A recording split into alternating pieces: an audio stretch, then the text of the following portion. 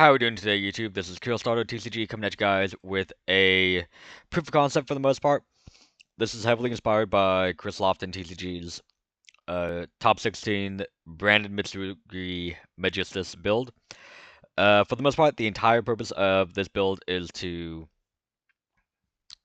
kind of showcase the proof of concept and explore different options within branded, because for the most part, branded as a deck is now primarily turned into a synchro fusion oriented playstyle, which has seen a lot of really good results on a regional level.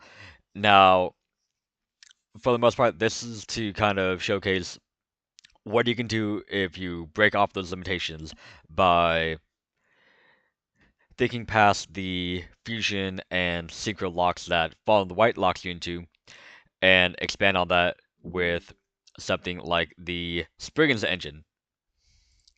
For the most part, the Spriggan's engine is just a way to bridge into both your Mitsu and your Albaz engines, with the key part being Spriggan's Merrymaker. This is the glue that holds the entire deck together. For those that don't know, what Merrymaker does, it is a generic level 4 monster that, when it's special summoned from the extra deck, you can Foolish a Spriggan's monster from your deck to the grave. That's the only relevant part. It also has another effect where, if it's still on the field during your opponent's turn, during the main phase or the battle phase, you can just banish it until the end phase. Then if it has 2 or more Exceeds materials, you can also Foolish an Albaz fusion.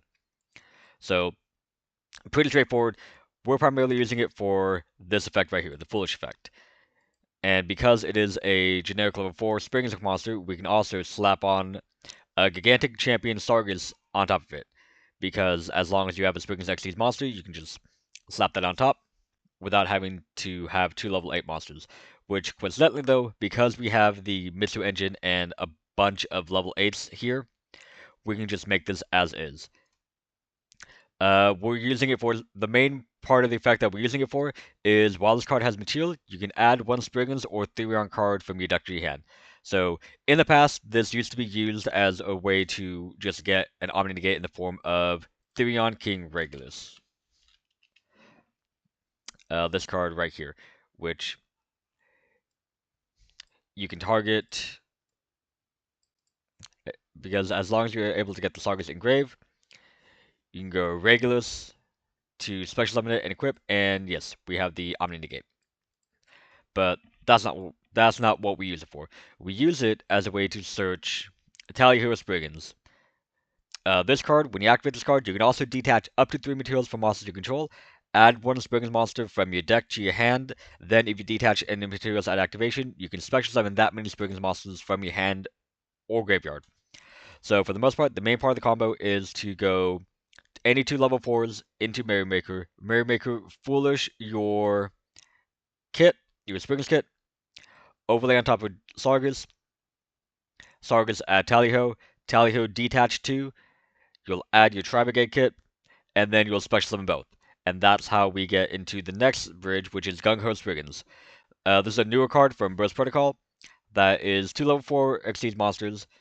The on summon and send to graveyard effect isn't relevant because we do not run Spriggans Captain Sargus in this build. What we mainly use it for is this effect right here. You can detach 2 materials from this card, add to your hand or special summon any Spriggan's, Therion, or Albaz monster.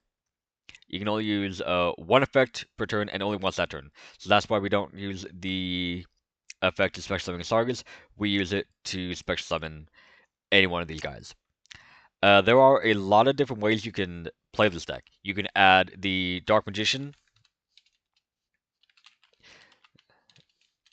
You can have the Dark Magician package, because there is a generic level 8 light dark spellcaster synchro, and that is Enlightenment Paladin, which, because you do use a lot of the Mitsu lines or even Fallen Virtuous, you're able to bridge into that engine. That is one engine you can add. Another is what Lofton did, which is the Magistus engine. The reason why in this proof of concept I'm not running it is just to kind of strip it to the bare bones and see what you can do in terms of how to play the deck and how to bridge it. For the most part, you have a lot more flex in this deck. You have essentially four flex spots in the extra deck. A lot of this is just engine requirement, minus the Mirror Jade and the Dogma, but in Branded, you want to play your Mirror Jade, your Dogma, your Albion. It's more of a control style deck, but the combos that you have are really strong. All the end boards end on 7+ interruptions, with your opponent having 5 cards to start their turn with, as opposed to 6. And depending on how they hand trap you, you still have a lot of extenders with the Mitsurugis, with the Albaz. There's a lot of ways to play the deck that still end on a relatively formidable board. Again, this is a proof of concept. This has not gone through actual testing in a traditional sense, but for the most part, this is an idea that I feel like could be explored further on, especially if there is a ban list that does hit key cards of Branded.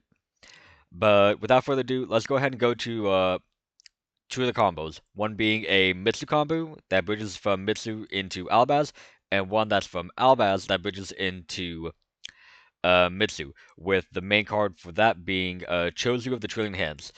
This card is a level 6 light fairy monster that on summon, you can add one ritual monster and one ritual spell from your deck to your hand. So essentially, if you're able to get this out on the field, you're able to bridge into your Mitsurugi combos. So the first combo is going to be bridging from Mitsu into Albaz. And of course, you do your standard Mitsu plays where you go Habakiri into Saji, Saji add Ritual. Ritual's going to send Night Sword Serpent and Kusanagi.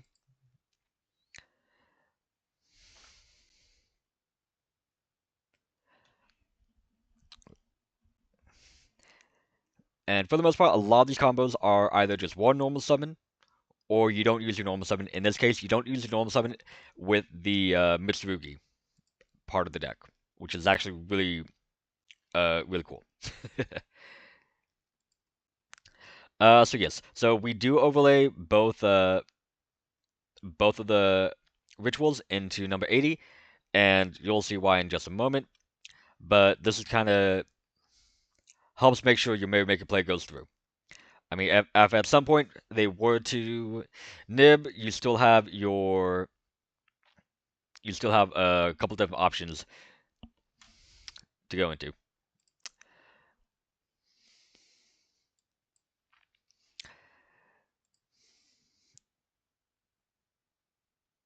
Yep.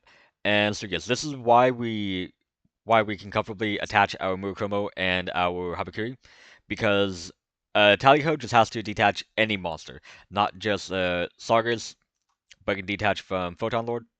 Although there is a slight mistake I did make.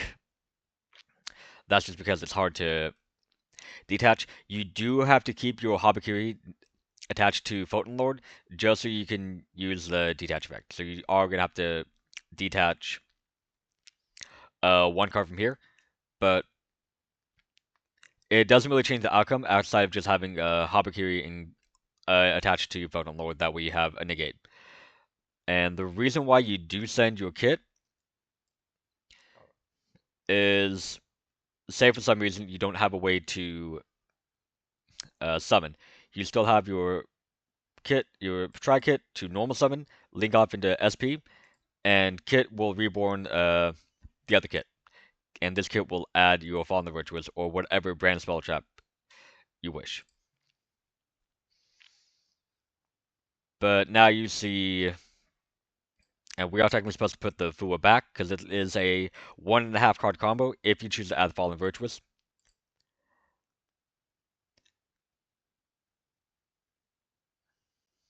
Oh yes. So the chain links here are 1 Albaz, 2 Kit, 3 Sargas, because he does have another effect where if a material is detached from a card you control, you can target. Yeah, if a material is detached from a monster on the field, so it can be your field or your opponent's field, doesn't matter which. You can target one card on the field. In this case, we're targeting the Gung Ho, and we are just adding it back to the extra deck in case we're able to get both kits back on back into rotation, we can overlay into the Gung Ho on the follow-up, and then go from there by summoning another Fallen of the White from the deck.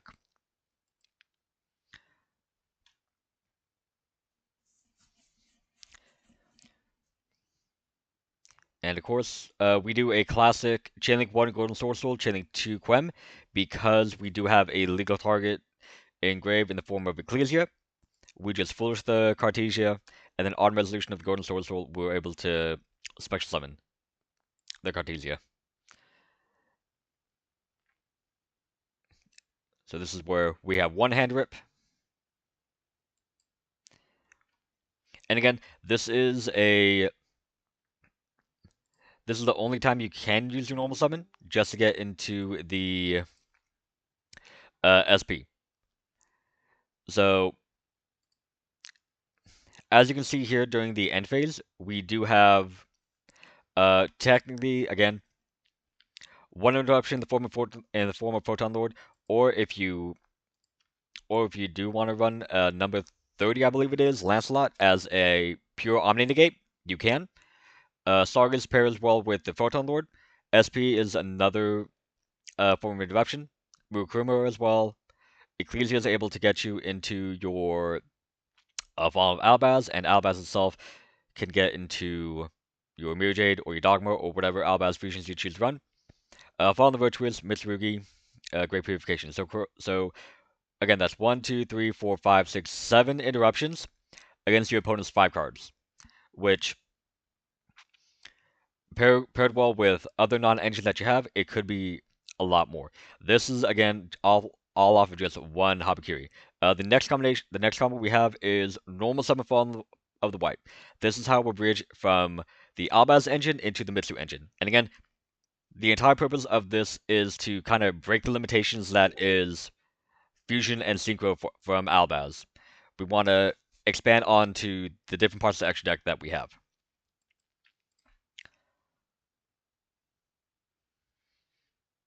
So as you can see here, it's just a normal Albaz combo, which again, because we did not use the effect to special summon itself, we normal summoned it instead.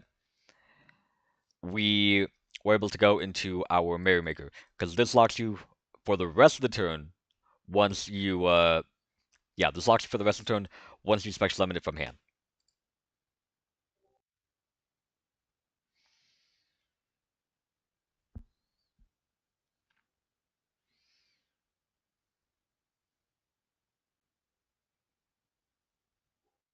All right.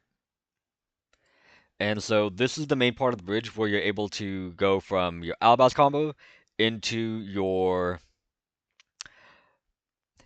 into your Mitsu combo, because again, this is a level 6 light fairy that you can foolish off of Gurgnal, and we can use the Fall on the Virtuous Reborn effect because we have the Ecclesia engraved.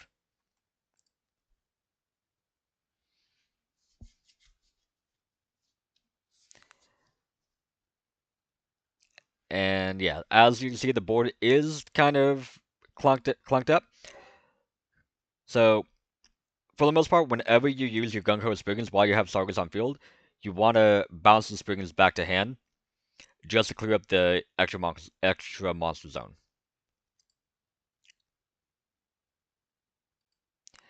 And this is also a misstep,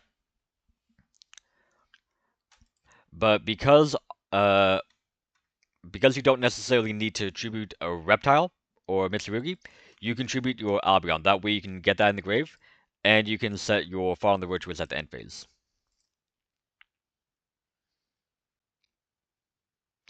And again, full Mitsu slop.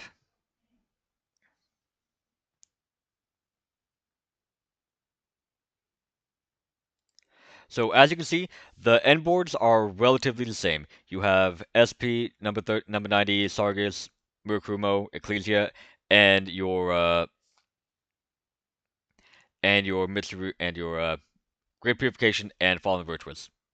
The only difference with the Albaz Bridge is that you have the prayers as well as a way to extend and have Murakumo be a board wipe at any point in time outside of just the purification. But that's pretty much it for the combo showcases. I'm gonna try to work on this deck a little more and see how far we can get it, because I do think this has a lot of potential to get up there and kind of slopify Alabaz a little more, but break the barriers that is the fusion and synchro lock. So let me know what you guys think, and subscribe if you want. Like the video if you liked it. Leave me comments. Let me know what you think. Maybe I'm missing some stuff. See what you guys can add on to.